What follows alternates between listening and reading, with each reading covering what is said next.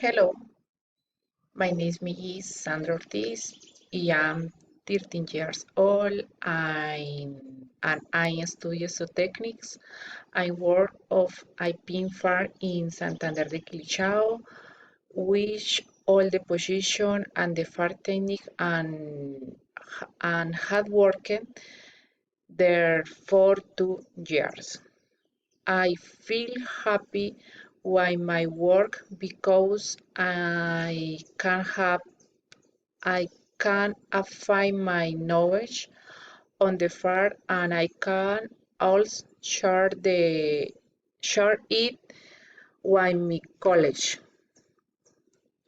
I have to fulfill a civil obligation to attain the objectives proposed by the agriculture company.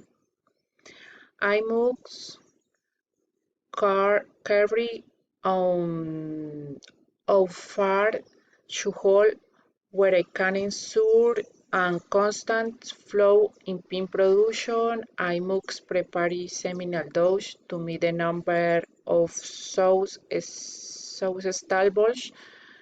and comply with the schedule. I must also enforce the biosecurity protocol to prevent the entry of diseases to the farm and would be able to guarantee animal welfare. Thank you very much.